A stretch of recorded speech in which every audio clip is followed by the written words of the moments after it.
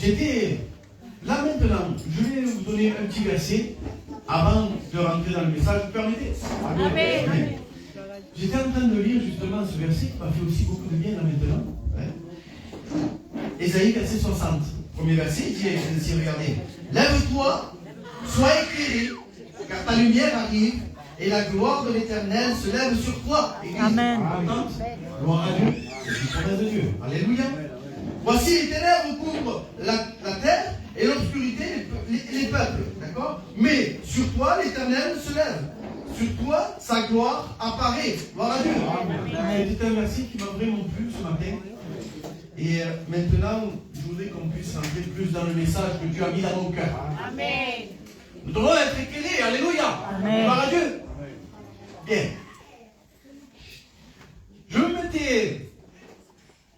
Je demandais au Seigneur, Seigneur, il me faudrait un message pour dimanche. Je voudrais, Seigneur, que tu me guides. Parce qu'il faut être guidé par le Saint-Esprit. Et qu'il faut aussi demander la grâce du Seigneur, la volonté du Seigneur. Parce que sans la volonté du Seigneur, eh bien, c'est qui tout double. Voilà. Et là, le Seigneur me dit, prends Juge 6 et 7, 2 chapitres. Je me dis, vous savez, on n'a pas tout le temps, on connaît les passages de la Bible, mais on ne sait pas trop aussi qui c'est. Mais le Seigneur a mis dans mon cœur le passage où il y a Gédéon. Amen. Amen. Gédéon au chapitre 6. Nous allons faire quelques passages de lecture si vous voulez bien. Nous nous levons pour la parole. Alors, Gédéon chapitre 6, le livre des Juges, chapitre 6, éducation de Gédéon. Les enfants d'Israël firent ce qui déplaît à l'Éternel. Et l'Éternel les livra entre les mains de Madian pendant 7 ans. La main de Madian fut puissante contre Israël. Puis, pour échapper à Madian, les enfants d'Israël se retiraient dans les ravins des montagnes, dans les cavernes et sur les rochers fortifiés. Nous continuons un peu plus loin, au verset 12. Et c'est là que Gédéon est appelé justement pour sortir Israël de la servitude. L'ange de l'Éternel lui apparut et lui dit, l'Éternel est avec toi, vaillant héros. Amen. Amen. Et donc il doit réparer certaines choses, et puis voici que il répare certaines choses, et puis en Israël, mais Madian et Amalek, les fils de l'Orient, tous les fils de l'Orient se regroupent pour se mettre en bataille contre Israël. Et c'est alors que Gédéon au chapitre 6, et verset 34 dit comme ça, Gédéon fut revêtu de l'Esprit de l'Éternel, il sonna de la trompette et Abiézer fut convoqué pour marcher à sa suite. Il envoya des messagers dans tout Manassé qui fut aussi convoqué pour marcher à sa suite. Il envoya des messagers dans Azer, dans Zabulon et dans Nephtali qui montèrent à leur rencontre. Et nous terminerons par ce dernier verset au chapitre 7, verset 1er. Jérubbaal, qui est Gédéon, et tout le peuple qui était avec lui, se levèrent de bon matin et campèrent près de la source de Harod. Le camp des Madians était au nord de Gédéon, vers les collines de Morée, dans la vallée. Amen. Amen. Gloire à Dieu. Amen. La lecture a été longue, il est vrai. Nous avons pris plusieurs passages, mais il fallait comprendre l'histoire. Il fallait comprendre comment ça s'est déroulé. Et j'ai préféré les lire pour qu'il n'y ait pas d'ambiguïté. Alléluia, pour qu'il n'y ait pas de malentendu. Amen. J'ouvre mon petit papier. Donc nous avons ici Gédéon. Gédéon qui est issu de la tribu de Manassé. Et lui, la plus petite des tribus d'Israël. Et lui, c'était le plus jeune de sa famille. Mais voici que, alors voilà que, à Israël, si on reprend au tout départ, Israël fit ce qui déplaisait à l'Éternel. Alors, il est possible qu'au milieu de nous, ou de ceux qui nous écoutent, qui nous regardent, il y ait des personnes qui ont fait ce qui déplaisait à l'Éternel. La conséquence a été dure, elle a été rude. Pendant 7 ans, l'Éternel les a soumis à Madian. 7 années. Mais au bout de 7 ans, l'Éternel va se servir d'un homme. Alléluia. Alors, peut-être que tu te trouves peut-être dans une situation qui déplaît dans le Seigneur. Et moi, je te demande de rentrer en toi-même comme le fils prodigue. Le fils qui était parti de la maison de son père et qu'il est dans la boue, on va dire, et qu'il essaye de manger des carouges, mais personne ne lui en donne. Il est mort de faim. Et il rentre en lui-même et il dit, dans la maison de mon père, il y a du pain en abondance. Alléluia. Il faut se repentir pour revenir à la maison d'Israël, à la maison du Père. Alléluia. Gloire à Dieu. Bénissons le nom du Seigneur. Amen. Ensuite, nous avons l'Éternel qui va employer Gédéon. Amen. Gloire à Dieu. Amen. Gédéon qui était, comme je vous disais, qui faisait partie d'une des tribus les plus petites d'Israël. Et lui-même, il était le plus petit de sa maison. Alléluia. De la maison de son père. Si tu te sens petit dans les choses du Seigneur, si tu te sens vraiment à part, peut-être, comment dire, petit,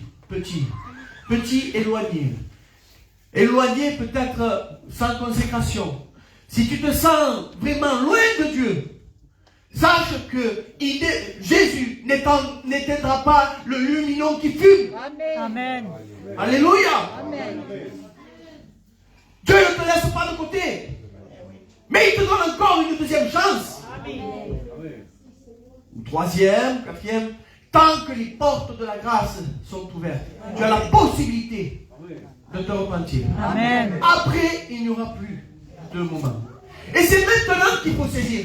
Oui. Et quand je disais encore hier à quelqu'un, tu sais, l'opportunité, c'est la chance que tu as aujourd'hui. L'opportunité, c'est l'occasion que tu as aujourd'hui, mais que tu ne pourras pas peut-être avoir après, demain.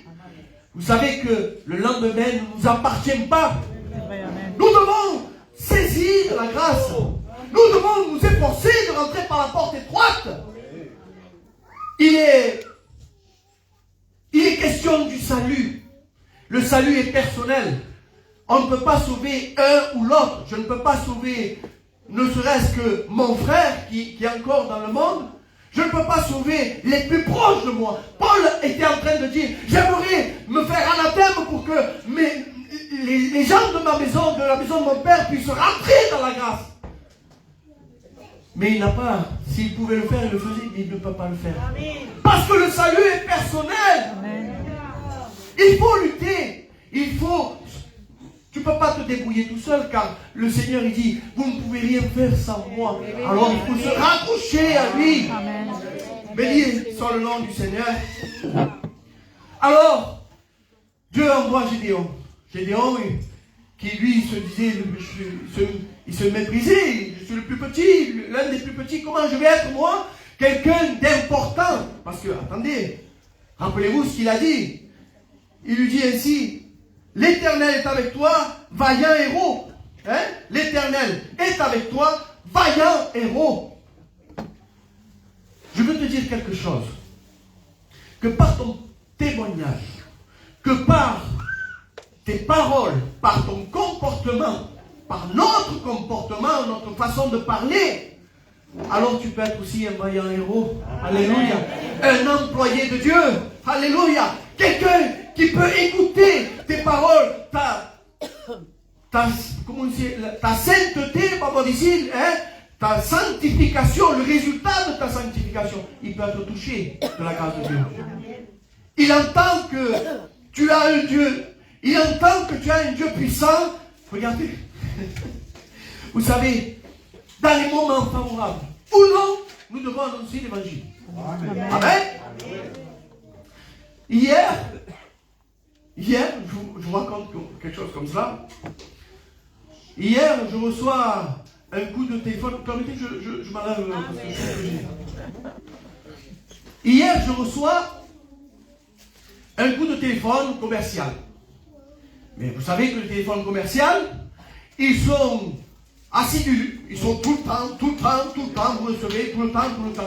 Et c'est toujours pour les mêmes choses. Et moi, j'ai dit, Seigneur, comment je vais m'échapper encore? Eh bien, tiens, puisqu'ils m'annoncent leur commerce, moi, je veux leur annoncer le salut. Amen. Amen. Alors, je dis, madame, vous connaissez... Et alors on me dit, oui, c'est pour... c'est toujours vague, c'est toujours... oui, c'est pour une assurance, oui, il n'y a pas mieux. Alors, regardez, en ce qui concerne les assurances. Il existe des assurances, ça, je le tengo del Camelo. Vous avez une assurance pour la voiture, oui ou pas? Oui. Vous avez une assurance pour la maison. Oui. Vous avez une assurance pour les enfants à l'école aussi. Mais est-ce que vous avez une assurance pour l'âme? Et la seule assurance pour l'âme, c'est Jésus. Amen. Alléluia. Donc elle essayait de me vendre une assurance, mais elle n'avait pas la plus belle assurance. Alors moi, de mon côté, je lui dis, vous connaissez Jésus? Elle me dit non. Eh bien, je vais vous dire ce que c'est Jésus. Vous savez, Jésus, c'est quelqu'un qui est tout puissant. C'est quelqu'un qui écoute, quand le malheureux crie, l'Éternel entend. Alléluia. Et non seulement qu'il entend, mais il le délivre de toutes ses détresses. Amen. Nous avons un Dieu puissant. Nous avons un Dieu tout puissant. Alors, elle a dit, je ne connais pas. Oui, mais écoutez, faites l'expérience avec Jésus. Vous savez ce qu'elle m'a répondu? Je vais voir sur Internet. J'ai dit, Seigneur, dans tous les cas, elle ira, sa recherche sera vue par quelqu'un d'autre certainement, et peut-être que ta parole se jette ton pain à la surface des eaux, et tu le retrouveras. Amen. Gloire à Dieu. On va y arriver à Gédéon. Gloire à Dieu. Donc, Gédéon, l'Éternel va employer Gédéon pour rétablir quelque chose en Israël. Qu'est-ce qui s'est passé? Vous vous rappelez qu'au départ, je vous avais dit que Israël faisait encore quelque chose qui déplaisait à l'Éternel. Et qu'est-ce qui déplaisait à l'Éternel? C'était que le peuple d'Israël, il se donnait à d'autres dieux, au Baal, enfin, qui ne sont pas des dieux, mais qui sont des idoles. Il n'y a pas d'autre Dieu que notre Dieu. Amen. La Bible va dire qu'on a le Dieu vivant. Les autres, ils sont morts. Si vous voyez que... On va pas parler des autres, on va dire. Hein? Le seul qui est ressuscité, c'est le nôtre. Amen. Amen. Gloire à Dieu. Il est mort à la croix, c'est vrai, mais il est ressuscité au 3e jour. Il est vivant. Amen. Gloire à Dieu. C'est notre Dieu. Béni soit le nom du Seigneur. Amen. On est d'accord? Amen. Amen. On continue? Amen. Amen. Alors, ils se sont donnés au Baal. Ils ont craint les autres dieux. Alors, l'Éternel les a punis et les a fait, a envoyé Madian. Vous savez ce que ça veut dire, Madian? Madian était le fils d'Abraham et de Kétura. Genèse 25. D'accord? C'est tout? Voilà. Genèse 25, Abraham se remarie avec une femme qui s'appelle Kétura et il a Madian. Madian, lui, veut dire contestation. Alors, peut-être que tu es en contestation avec Dieu et que d'être dans cette contestation, le Seigneur ne peut pas te bénir. Alors, il faut que l'Éternel emploie Gédéon pour rétablir ceci. Qu'il rétablisse l'union. Et vous savez que notre Seigneur Jésus, c'est lui-même qui a la possibilité de nous unir avec le Père. Amen. C'est lui qui réconcilie le peuple humain, on va dire les humains, avec Dieu, le Père. Alléluia. C'est lui qui intercède pour nous. Nous avons eu la prédication du frère Eloadio qui disait sur l'intercession. Et le meilleur intercesseur, c'est notre Seigneur Jésus, celui qui nous réconcilie avec Dieu. Amen. Alors, il va détruire les autels de Baal. Il va les détruire. Et il va rétablir un autel pour l'Éternel. Alléluia. C'est-à-dire que à celui qui a des idoles, ou quelque chose comme cela, il faut qu'il les écrase, qu'il les casse, qu'il ne s'en préoccupe plus, mais qu'il puisse prendre en main Jésus. Amen. Alléluia. Qu'il puisse se saisir de Jésus, qu'il puisse se saisir de la grâce de Dieu. Alléluia.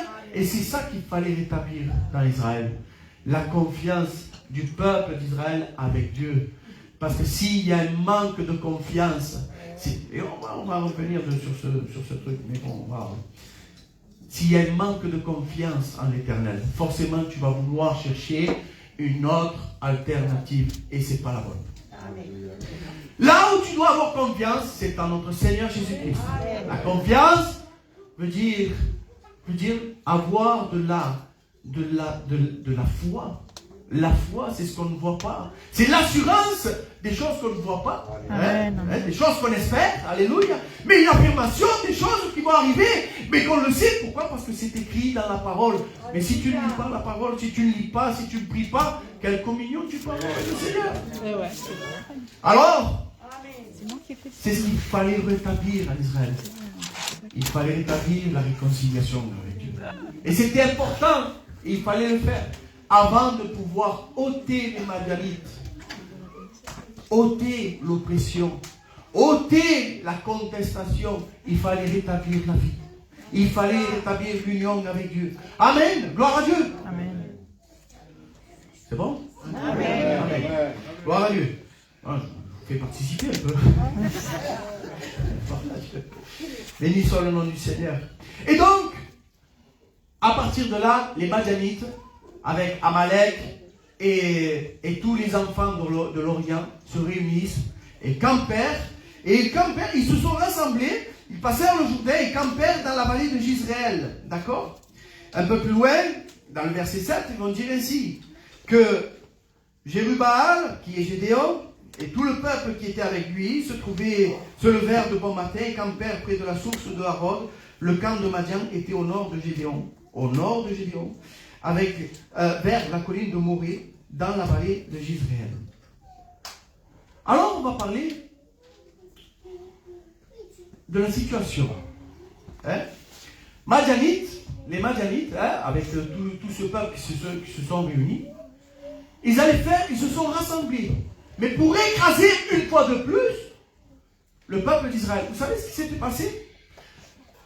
Lorsque tu vis dans le désordre, la Bible nous disait qu'à ce temps-là, les Israélites, ils semaient. Et ça commençait peut-être à croître. Mais les Madianites, ils venaient, l'oppresseur, le rouleau compresseur, ça peut être aussi des problèmes ou quelque chose qui t'empêche la bénédiction. Je ne sais pas.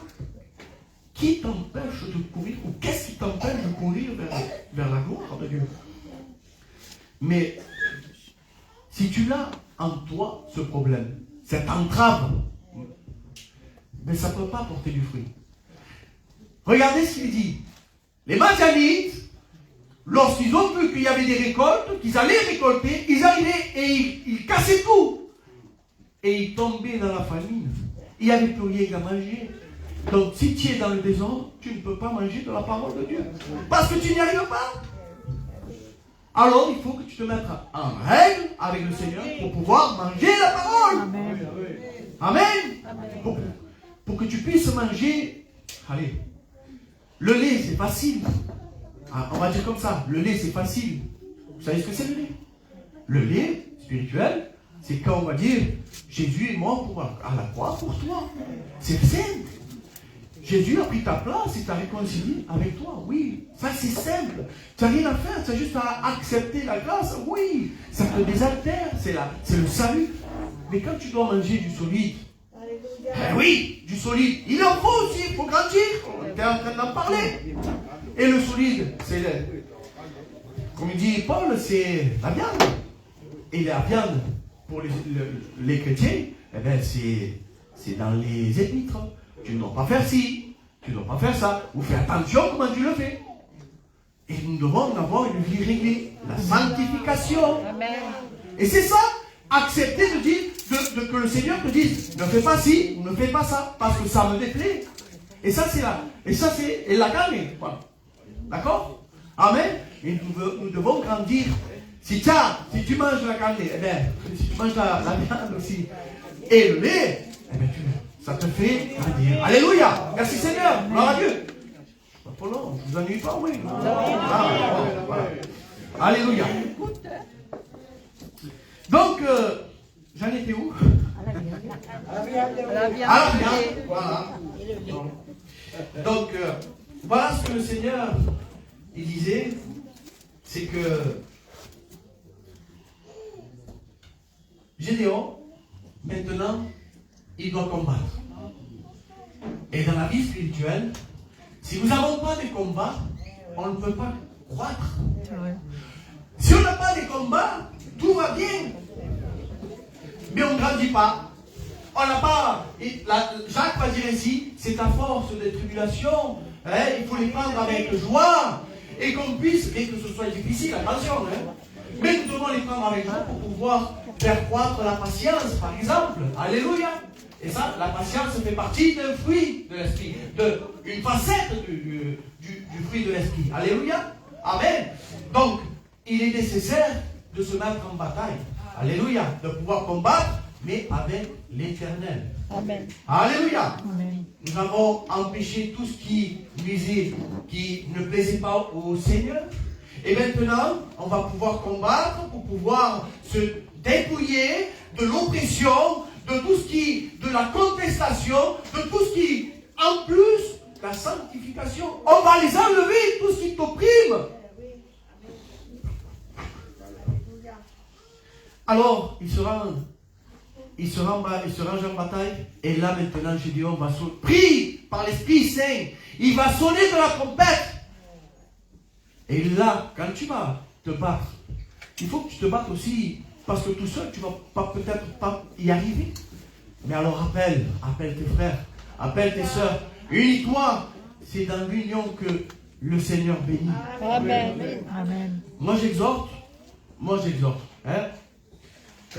j'exhorte, par exemple, mes sœurs, je dis, à se réunir et de faire des prières et des jeûnes, pourquoi pas. Vous savez que le jeûne et la prière, ce sont comme un feu, un moteur, une locomotive pour pouvoir intercéder, pour qu'on puisse avoir de la bénédiction. Qui veut de la bénédiction? Amen. Je veux aussi, alléluia, gloire à Dieu. Donc il est nécessaire qu'on puisse s'unir, que ce soit les frères, que ce soit les sœurs, et puis qu'on puisse avoir une locomotive, un feu qui puisse grandir. Vous savez la louange que les sœurs avaient chantée, et que descienda el fuego, descienda el fuego. Eh bien, il faut que le feu descende. Amen. Il faut qu'il vous envahisse, qu'il vous prenne le cœur et que vous allez de l'avant. Alléluia. Amen. Il faut pas être pacifiste, mais il faut être actif. Amen. Alors, on va dire comme cela. Ils se sont arrêtés, donc Gédéon et tout le peuple qui était avec lui, ils se levèrent de bon matin, parce que la vie commence de bon matin et pas à 10h du matin.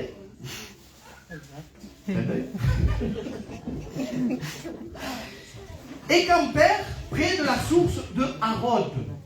Vous savez ce que cela veut dire, Harod? Harod, c'est la terreur. Harod veut dire terreur.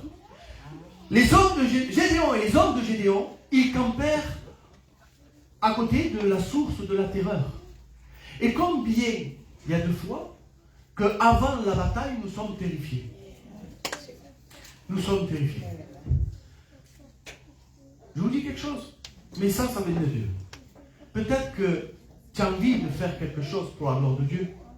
Peut-être que tu as envie de travailler pour la gloire de Dieu, mais quelque part tu as peur. Et tu n'y arrives pas à faire un petit pas. Enlève ce qui ne glorifie pas de Dieu. Amen. Ce n'est pas un sentiment qui vient de Dieu. La terreur ne vient pas de Dieu. La terreur te fait t'es assez lingual, t'es assez régulier, ça te fait reculer. Alors, mais tous n'ont pas vu. Ils étaient à côté, mais ils ne l'ont pas vu. Alors, regardez ce qui est dit. Ils campèrent près de la source de Harod, la source de la terreur. Le camp de Madian était au nord de Gédéon. Dans la vie chrétienne, il faut toujours un but. C'est vrai. Dans la vie chrétienne, vous savez, l'ennemi est au nord. D'accord? Je ne sais pas où il est le nord, il est par là. Mais dans la vie, il faut avoir un but. Le but de se sauver. Le but d'aller de l'avant. Alléluia! Amen. Il ne faut pas que tu restes dans la passivité. Il ne faut pas que tu restes dans la terreur. Il ne faut pas que tu restes passif. Parce que tout ce qui est passif te faut plonger. Alors, aidons-nous les uns les autres. Tu dis, frère, j'ai une idée. Est-ce que tu crois qu'on pourrait faire un truc comme ça? Est-ce qu'on pourrait se réunir pour prier? Est-ce qu'on pourrait se réunir pour chanter une louange? Fais-le, mon frère. N'aie pas peur. Unis-toi avec ton frère. L'union fait la force, comme on dit. La corde à 3 fils ne se rompt pas facilement, la Bible dira. Amen. Alors, ne te détruis pas. Ne te laisse pas faible, mais continue à te battre et bats-toi avec tes frères. Amen. Amen. Dans la vallée, vers la colline de Morée. Morée qui veut dire qui enseigne. Magalite se trouve dans la vallée qui enseigne. C'est-à-dire que dans ton combat, tu vas toujours en tirer non seulement un bénéfice, mais aussi un enseignement. C'est-à-dire que là où tu vas combattre, tu vas toujours ressortir. Là, je sais comment me battre. D'où la patience. D'où comment faire par la suite. Il y a des fois où on est terrifié par les circonstances qui nous entourent. J'ai un problème. J'ai un problème dans la famille. J'ai un problème dans mon travail. J'ai un problème, mais que je ne sais pas comment m'en sortir. Mais il y a toujours un frère qui a eu l'expérience. Et il faut se rapprocher de ces frères-là. Amen. Gloire à Dieu. Béni soit le nom du Seigneur. Amen. Alors, la colline de Morée. L'Éternel dit à Gédéon, le peuple que tu as avec toi est trop nombreux. Regardez ce qui est écrit. Pour que je livre Madian entre tes mains, il pourrait en tirer gloire contre moi et dire, c'est ma main qui m'a délivré. Je dis, on ne peut rien faire sans Jésus. Amen. Et comme quand bien même tu es 40 millions contre un seul, ce ne sera pas ta main. Parce que celui qui est un seul, il peut être aussi un ange qui peut battre 180 000 hommes. Amen. Amen. Gloire à Dieu. Alors, toujours se confier en l'Éternel. Toujours se confier à l'Éternel. Alléluia. Ça va? Amen. Ouais. J'essaye d'y arriver au fur et à mesure. Il va dire ainsi, ceux qui ils sont trop nombreux. Il va dire ainsi, ceux qui ont peur. Et ceux qui ont la crainte, enlève-les. Je n'ai pas besoin d'eux. L'Éternel ne va jamais se servir de quelqu'un qui a peur ou qui est pas bien. D'accord? Qui n'a pas confiance en lui. Alors, il va faire cet appel et 22 000 hommes sur 32 vont s'en aller chez eux. Il va en rester 10 000. Mais il n'est pas encore. L'orgueil, il y a l'orgueil là-dedans. Ne compte pas sur la bénédiction de l'autre pour pouvoir vivre. Amen. Si tu vas. Moi j'ai peur, mais lui il va arriver pour moi. Non, avec le Seigneur, c'est pas comme ça. Ton combat, c'est ton combat. Amen. C'est ça. Donc, ne compte pas sur les bénédictions de l'autre pour pouvoir y arriver. Fais tes propres expériences. Amen. Amen. Gloire à Dieu. Donc ainsi, 22 000 hommes sont partis. Ensuite, verset 4 du chapitre 7, ils sont encore trop nombreux. Ceux qui lapent l'eau avec la langue, comme les chiens. Ceux-là, tu les gardes. C'est ce que je dis avec mes mots. Et ceux qui se mettent à genoux, ceux-là, ils rentrent chez eux. Ceux qui ils ont lapé l'eau avec la langue, comme les chiens sont comment quand ils lapent l'eau, quand ils boivent l'eau? Ils sont debout. Ils sont debout. Ils baissent la tête, mais toujours un œil. Si tu t'approches à côté de lui, il grogne. D'accord? Il est vigilant. Le chrétien doit être vigilant à sa vie. Amen. Amen. Celui qui est négligent, il est à quatre pattes, il ne se soucie pas de ce qui peut arriver. Le danger peut être tout près. Regardez comme David va dire ainsi. Il n'y a qu'un pas entre moi et la mort. Un pas. Nous devons être toujours vigilants sur notre vie. Ne pas laisser l'avantage au diable. Nous ne devons pas laisser l'avantage au diable. Ne laisse rien au diable. Ne dis pas, c'est pas grave. Vous savez, quand on voit quelque chose et qui n'est pas bien, devant Dieu, ne dis pas, oh, mais c'est rien. Non! Il faut que tu te battes. Tu dis, non, ça ne vient pas de Dieu. Ça il mal. Pour que Dieu nous quitte. Si tu vois que ton frère pêche, reprends-le. Amen. Seul. Amen. Pour qu'il puisse se détourner. Amen. S'il ne t'écoute pas, prends-en un ou deux témoins avec toi. Et à ce moment-là, s'il ne t'écoute pas, dis-le à l'église, toute l'église. Et s'il n'écoute vraiment pas, considère-le comme un païen, un publicain. Quelqu'un qui ne fait pas partie vraiment du corps de Christ.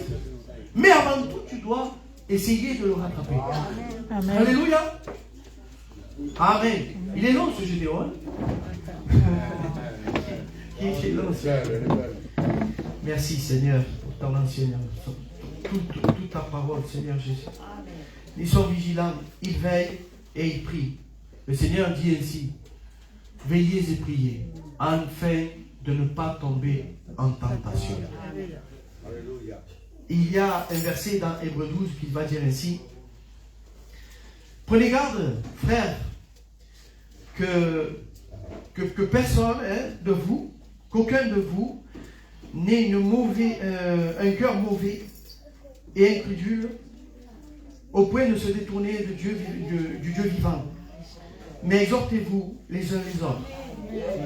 Il va, dans un autre passage, il va dire ainsi, dans un autre passage, il va être question, le péché et les choses mauvaises nous environnent si facilement, mais nous devons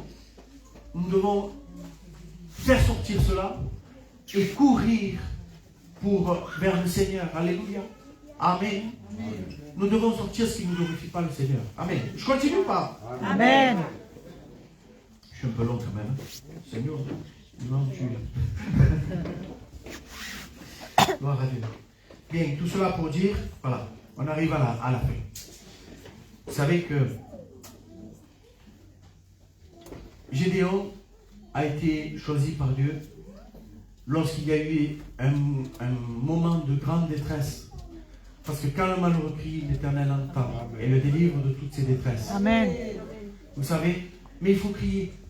Ça veut dire que même si on est au plus bas, qu'on est mal, crie à l'Éternel. Amen. Ne te fie pas aux autres dieux, mais compte sur ton Dieu qui est vivant. Ainsi, tu vas pouvoir recevoir les instructions pour enlever ces dieux. Tu vas pouvoir avoir plus de confiance en ton Dieu. Alléluia. Et ainsi, en ayant la confiance en Dieu, tous tes problèmes seront plus petits que ton Dieu. Alléluia. Et pas l'inverse. Alléluia. Gloire à Dieu. Ainsi, nous devons faire confiance plus en notre Dieu et Dieu te donnera la lumière. Dieu te donnera la force et la patience. Il te donnera le courage. Il te donnera tout ce que tu as besoin pour vaincre tes problèmes. Amen. Pour vaincre l'ennemi. Parce que l'ennemi en veut à ta vie. Alléluia. Mais gloire à Dieu, il est avec nous. Jusqu'à la Amen. fin. Nous prions le Seigneur. Béni soit ton Saint-Nom, Jésus, mon roi. Que ton nom soit béni et glorifié. Seigneur, tu vois, j'ai apporté ta parole, Seigneur, comme tu me l'as mis dans mon cœur. Seigneur, mon Dieu, que tu puisses faire du bien au cœur de mes frères, de mes sœurs, Seigneur, mon Dieu. Que tu puisses, Seigneur, mon Dieu, les édifier avant toute chose. Seigneur, mon Dieu, qu'ils puissent apprendre de nos erreurs, que nous puissions apprendre de nos erreurs, Seigneur mon Dieu, que nous puissions, Seigneur, apprendre la patience, que nous puissions compter plus sur toi, Seigneur, dans les moments difficiles, Seigneur Jésus. Seigneur, nous savons que, Seigneur mon Dieu, c'est à force de tribulation que nous rentrerons dans le royaume des cieux, Seigneur mon Dieu. Mais toi, tu es toujours avec nous, Seigneur mon Dieu. Merci, Seigneur, que tu puisses utiliser chaque frère et sœur, Seigneur mon Dieu, pour être un moyen d'édification, Seigneur, un moyen de travail, Seigneur mon Dieu, qu'on puisse, Seigneur, glorifier ton nom chaque jour, chaque instant, Seigneur, dès que le moment se présente, donne-nous une parole pour jeter notre pain, Seigneur mon Dieu, et que puisse le retrouver plus tard, Seigneur mon Dieu. Merci mon roi, parce que tu es bon, tu es miséricordieux, tu es toujours avec nous, Seigneur mon roi, et à toi on met toute la gloire, au nom de Jésus-Christ, notre Sauveur. Amen, Seigneur Jésus.